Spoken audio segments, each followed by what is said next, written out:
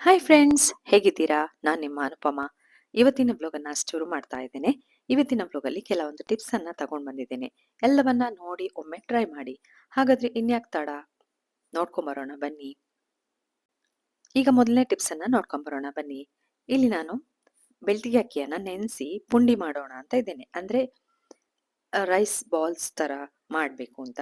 ನೋಡಿ, ಅದಕ್ಕೆ ನಾನು ಕಡ್ದು ಅದನ್ನ ನೀರಾಗಿ ಕಡಿದುಕೊಂಡಿದ್ದೇನೆ. ಅಂದ್ರೆ ಮಿಕ್ಸಿ ಜಾರಲ್ಲಿ ಕಡಿದ್ರೆ ನೀರಾಗ್ತದೆ. ಅದಕ್ಕೆ ಅದನ್ನ ಗಟ್ಟಿ ಮಾಡ್ಕೋಬೇಕು. ಈಗ ನಾವು ಇದನ್ನ ಬಾಲ್ಸ್ ಮಾಡ್ಕೋಬೇಕಲ್ಲ, ಪುಂಡಿ ಮಾಡ್ಕೋಬೇಕು. ಅದಕ್ಕೆ ಏನ್ ಮಾಡ್ಬೇಕಂತ ಒಂದು ಟಿಪ್ಸ್ ಹೇಳ್ತೇನೆ ನೋಡಿ. ನೀವು ಇದನ್ನ ಗ್ಯಾಸ್ ಮೇಲಿಟ್ಟು ಅದನ್ನ ಡ್ರೈ ಮಾಡ್ಕೋಬಹುದು. ಅದಕ್ಕಿಂತ ಸುಲಭವಾಗಿ ನೀವು ಮನೆಯಲ್ಲಿ, ಅಂದ್ರೆ ನಿಮ್ಮ ಮನೆಯಲ್ಲಿ ಅವಲಕ್ಕಿ ಎಲ್ಲರ ಮನೆಯಲ್ಲೂ ಇರ್ತದೆ. ಅವಲಕ್ಕಿಯನ್ನ ಮೇಲ್ಗಡೆ ಒಂದು ಹಿಡಿಯಷ್ಟು ಅಥವಾ 2 ಹಿಡಿಯಷ್ಟು ಹಾಕಿ ಒಮ್ಮೆಗೆ ಹಾಕಿ ನಂತರ ಎಲ್ಲ ಮಿಕ್ಸ್ ಮಾಡ್ಕೊಳ್ಳಿ. ನಿಮ್ಗೆ ಗೊತ್ತಾಗ್ತದೆ ಅದು ದಪ್ಪ ಆಗ್ತದಾ ಇಲ್ವಾ ಅಂತ. ಬೇಕಾದ್ರೆ ಒಂದು 2 ನಿಮಿಷ ಅದನ್ನ ಹಾಗೆ ಬಿಟ್ಬಿಡಿ. ಹಾಕಿ ನಂತರ ಕೈಯಿಂದ ಎಲ್ಲವನ್ನ ಮಿಕ್ಸ್ ಮಾಡ್ಕೊಳ್ಳಿ. ಆಗ್ಲಿಲ್ಲ ಅಂತ ಆದ್ರೆ, ಈಗ ನೋಡಿ ಸ್ವಲ್ಪ ಹಾಕಿದೆ ನಾನು, ಆಗ್ಲಿಲ್ಲ, ಸ್ವಲ್ಪ ನೀರಿದೆ. ಇನ್ನೂ ಸ್ವಲ್ಪ ನೀವು ಅವಲಕ್ಕಿಯನ್ನ ಇದಕ್ಕೆ ಸೇರಿಸ್ಕೊಳ್ಬಹುದು. ಆಗ ಇನ್ನೂ ಸ್ವಲ್ಪ ಗಟ್ಟಿ ಆಗ್ತದೆ. ಅಂದ್ರೆ ನಿಮ್ಗೆ ಉಂಡೆ ಮಾಡ್ಕೊಳ್ಳಿಕ್ಕೆ ಆಗ್ತದೆ. ಅಂದ್ರೆ ಕಡುಬು ಅಥವಾ ಪುಂಡಿ ಏನ್ ಮಾಡ್ಲಿಕ್ಕೂ ಆಗ್ತದೆ. ಇದನ್ನ ಕೈಯಲ್ಲಿ ಬೇಕಾದ್ರೆ ಎಲ್ಲ ಮಿಕ್ಸ್ ಮಾಡ್ಕೊಳ್ಳಿ. ನೋಡಿ ನೋಡಿ ಎಷ್ಟು ಚೆನ್ನಾಗಿ ಬಂದಿದೆ ನೋಡಿ. ಯಾವುದೇ ಕಷ್ಟ ಇಲ್ಲ. ನೀವು ಇದನ್ನ ಬಿಸಿಗೆ ಇಟ್ಟು ಗ್ಯಾಸ್ ಮೇಲೆ ಇಟ್ಟು ಅದನ್ನ ಡ್ರೈ ಮಾಡ್ಕೋಬೇಕು ಅಂತ ಏನಿಲ್ಲ. ಆರಾಮಾಗಿ ಕಡುಬು, ಪುಂಡಿ ಅಥವಾ ರೊಟ್ಟಿ, ವಡೆ ಏನ್ ಕೂಡ ಮಾಡ್ಕೋಬಹುದು. ಹೇಗಿದೆ ಟಿಪ್ಸ್? ನಿಮ್ಗೆ ಇದು ಖಂಡಿತವಾಗ್ಲೂ ಖುಷಿ ಆಗ್ತದೆ. ಈಗ ಎರಡನೇ ಟಿಪ್ಸ್ ನೋಡ್ಕೊಂಡ್ ಬರೋಣ ಬನ್ನಿ. ಎಲ್ರೂ ನೀರುಳ್ಳಿ ಅಂದ್ರೆ ಈರುಳ್ಳಿಯನ್ನ ಕಟ್ ಮಾಡುವಾಗ ಕಣ್ಣಲ್ಲಿ ನೀರ್ ಬರ್ತದೆ. ಎಲ್ಲರ ಅನುಭವ ಇದು.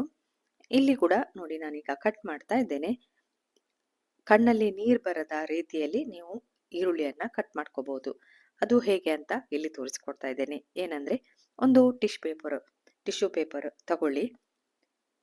ಇಲ್ಲಿ ನಾನು ಒಂದು ತುಂಡು ಟಿಶ್ಯೂ ಪೇಪರ್ ತಗೊಂಡಿದ್ದೇನೆ. ಇದನ್ನ ಒದ್ದೆ ಮಾಡಿ ನೀವು ಕಟ್ ಮಾಡ್ತೀರಲ್ಲ ಅದರ ಸೈಡ್ಗೆ ಇಟ್ಕೊಳ್ಳಿ. ಆಮೇಲೆ ನೀವು ಈರುಳ್ಳಿಯನ್ನ ಚೆನ್ನಾಗಿ ಕಟ್ ಮಾಡ್ಕೊಳ್ಳಿ. ನೋಡಿ, ನೀವು ಕಣ್ಣಲ್ಲಿ ನೀರು ಏನು ಬರುದಿಲ್ಲ. ಎಷ್ಟು ಈರುಳ್ಳಿ ಬೇಕಾದ್ರೂ ನೀವು ಕಟ್ ಮಾಡ್ಕೋಬಹುದು. ಈರುಳ್ಳಿಯ ಖಾರ ಎಲ್ಲ ಟಿಶ್ಯೂ ಪೇಪರ್ ಹೀರ್ಕೊಳ್ತದೆ.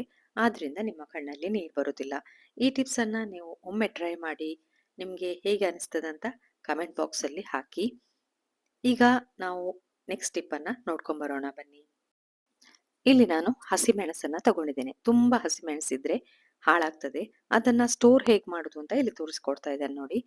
ಫಸ್ಟಿಗೆ ಅದರ ತುದಿಯನ್ನೆಲ್ಲ ಕಟ್ ಮಾಡ್ಕೊಳ್ಳಿ ಈ ರೀತಿ.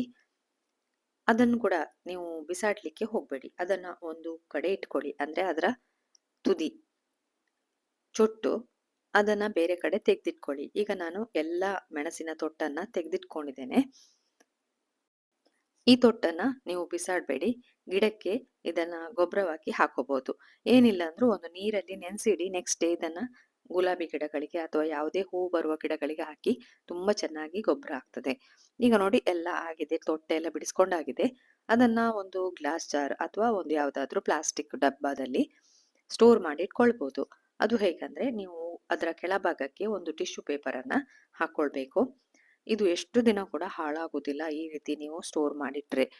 ನಂತರ ಅದರಲ್ಲಿ ನೀವು ತೊಟ್ಟು ತೆಗೆದಂತಹ ಮೆಣಸು ಇದೆಯಲ್ಲ, ಹಸಿ ಮೆಣಸು, ಅದನ್ನ ಇಟ್ಕೊಳ್ಳಿ. ಇಟ್ಟು ಮೇಲ್ಗಡೆ ಕೂಡ ಒಂದು ಟಿಶ್ಯೂ ಪೇಪರ್ ಅನ್ನ ಹಾಕೋಬೇಕು. ಇಲ್ಲಿ ನಾನು ಸ್ವಲ್ಪ ತೋರಿಸ್ತಾ ಇದ್ದೇನೆ. ನೀವು ತುಂಬಾ ಬೇಕಾದ್ರೆ ದೊಡ್ಡ ದೊಡ್ಡ ಬಾಕ್ಸ್ ಅಲ್ಲೆಲ್ಲ ಸ್ಟೋರ್ ಮಾಡಿ ಇಡ್ಬೋದು. ಏನಾಗುದಿಲ್ಲ. ಎಷ್ಟು ತಿಂಗಳು ಬೇಕಾದ್ರೂ ಹಾಗೆ ಇರ್ತದೆ. ನಮ್ಗೆ ಆಗಾಗ ಅಂಗಡಿಗೆ ಹೋಗಿ ತಂದ್ಕೊಳ್ಲಿಕ್ಕೆ ಆಗೋದಿಲ್ಲ ನೋಡಿ. ಈ ರೀತಿ ನೀವು ಮಾಡ್ಕೋಬಹುದು. ಬೇಕಾದಾಗ ನೀವು ಫ್ರಿಡ್ಜ್ ಇಂದ ಮೆಣಸಿನಕಾಯಿಯನ್ನ ತೆಗೆದು ಯೂಸ್ ಮಾಡ್ಕೋಬಹುದು ಅಡಿಗೆಗೆ. ಹೇಗಿದೆ ಈ ಟಿಪ್ಸ್? ಈಗ ನೆಕ್ಸ್ಟ್ ಟಿಪ್ ನೋಡ್ಕೊಂಡ್ ಬರೋಣ ಬನ್ನಿ. ಇಲ್ಲಿ ನಾನು ಅಡಿಗೆಗೆ ಹಸಿಮೆಣಸನ್ನ ಈ ರೀತಿ ಕಟ್ ಮಾಡ್ಕೊಳ್ತಿದ್ದೇನೆ. ಚೂರಿಯಲ್ಲಿ ಆರಾಮಾಗಿ ಕೆಲವೊಮ್ಮೆ ಬೇಗ ಬೇಗ ಆಗ್ತದೆ ಅಂತ ನಾವು ಈ ರೀತಿ ಕಟ್ ಮಾಡ್ಕೊಳ್ತೇವೆ.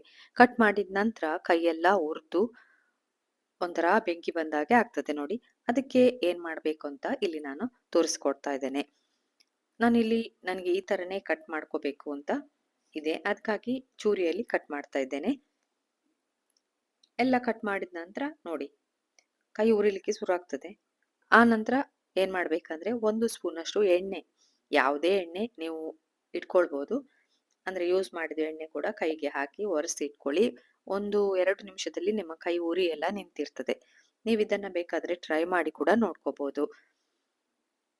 ಮತ್ತೆ ನೀವು ಊರಿಗೆ ಹೋದ ನಂತರ ಕೈ ತೊಳ್ಕೊಳ್ಬಹುದು. ಅಷ್ಟರವರೆಗೆ ಎಣ್ಣೆ ಇಟ್ಕೊಳ್ಳಿ ಕೈಯಲ್ಲಿ. ಆದ್ರೂ ಸಾಧಾರಣವಾಗಿ ಎಲ್ರಿಗೂ ಈ ಟಿಪ್ಸ್ ಎಲ್ಲ ಗೊತ್ತಿರ್ತದೆ. ಆದ್ರೂ ಕೆಲವೊಮ್ಮೆ ಕೆಲವರಿಗೆ ಗೊತ್ತಿರುವುದಿಲ್ಲ ನೋಡಿ. ಅದಕ್ಕಾಗಿ ನಾನಿಲ್ಲಿ ಹೇಳ್ತಾ ಇದ್ದೇನೆ. ಮತ್ತೊಂದು ಟಿಪ್ಸ್ ಅಂದ್ರೆ ನೋಡಿ, ಚೂರಿಯಲ್ಲೇ ಕಟ್ ಮಾಡ್ಬೇಕಂತಿಲ್ಲ. ಅಡುಗೆ ಮನೆಯಲ್ಲಿರುವಂತಹ ಸೀಸರ್ ಇದೆ ಅಲ್ಲ, ಕತ್ರಿ, ಅದರಲ್ಲಿ ನೀವು ಆರಾಮಾಗಿ ಕಟ್ ಮಾಡ್ಕೋಬಹುದು. ಅದರಲ್ಲಿ ನೀವು ಕಟ್ ಮಾಡ್ಕೊಂಡ್ರೆ ಕೈ ಏನು ಉರಿಯುವುದಿಲ್ಲ, ಏನು ತೊಂದರೆ ಕೂಡ ಆಗುದಿಲ್ಲ. ಎಷ್ಟು ಚಿಕ್ಕದಾಗಿ ಬೇಕಾದ್ರೂ ನೀವು ಇದನ್ನ ಕಟ್ ಮಾಡ್ಕೋಬಹುದು. ಹಾಗೆ ಅಡಿಗೆ ಕೋಣೆಯಲ್ಲಿ ಒಂದು ಕತ್ರಿಯನ್ನ ಇಟ್ಕೊಳ್ಳಿ, ಅರ್ಜೆಂಟಿಗೆ ಯೂಸ್ ಆಗ್ತದೆ. ಈ ಟಿಪ್ಸ್ ಅನ್ನ ಒಮ್ಮೆ ಟ್ರೈ ಮಾಡಿ. ಇಷ್ಟ ಆದ್ರೆ ಏನ್ ಮಾಡ್ಬೇಕು ಅಂತ ಗೊತ್ತಿದೆ ತಾನೇ? ಲೈಕ್ ಮಾಡಿ, ಕಮೆಂಟ್ ಹಾಕಿ, ಎಲ್ರಿಗೂ ಇದನ್ನ ಶೇರ್ ಮಾಡಿ. ಈಗ ನೆಕ್ಸ್ಟ್ ಟಿಪ್ ನೋಡ್ಕೊಂಬರೋಣ ಬನ್ನಿ. ಇಲ್ಲಿ ಪಪ್ಪಡನ್ನ ಫ್ರೈ ಮಾಡಿದಂತ ಎಣ್ಣೆ ಇದೆ. ಅದರಲ್ಲೆಲ್ಲ ಪಪ್ಪಡಿದು ತುಂಡುಗಳಿದೆ, ಅಂದ್ರೆ ಹಪ್ಪಳ. ಅದನ್ನ ಹೇಗೆ ಕ್ಲೀನ್ ಮಾಡುದು ಅಂತ ಇಲ್ಲಿ ತೋರಿಸ್ಕೊಡ್ತಿದ್ದೇನೆ. ಒಂದು ಬೌಲ್ ಇಡಿ. ನಂತರ ಟೀ ಸ್ಟ್ರೈನರ್ ಇದೆ ನೋಡಿ, ಅದನ್ನ ಇಟ್ಕೊಂಡು ಅದರ ಮೇಲ್ಗಡೆ ಒಂದು ಬಟ್ಟೆಯನ್ನ ಹಾಕಿ. ಇಲ್ಲಾಂದ್ರೆ ಹತ್ತಿ ಕೂಡ ಆಗ್ಬೋದು. ಒಂದು ಬಟ್ಟೆ ಇದ್ರೆ, ಒಳ್ಳೆ ತುಂಡು ಬಟ್ಟೆ ಇದ್ರೆ ಅದನ್ನ ಹಾಕಿ ಗಾಳಿಸ್ಕೊಳ್ಳಿ. ಒಳ್ಳೆ ಎಣ್ಣೆ ಬರ್ತದೆ. ಆದ್ರೆ ಈ ಎಣ್ಣೆಯನ್ನ ಪುನಃ ಪುನಃ ಯೂಸ್ ಮಾಡ್ಕೋಬೇಡಿ. ಒಂದು ಸಾರಿ ಯೂಸ್ ಮಾಡ್ಕೋಬಹುದು. ಮತ್ತು ತುಂಬಾ ದಿನ ಕೂಡ ನೀವು ಇಟ್ಟು ಯೂಸ್ ಮಾಡೋದು ಬೇಡ.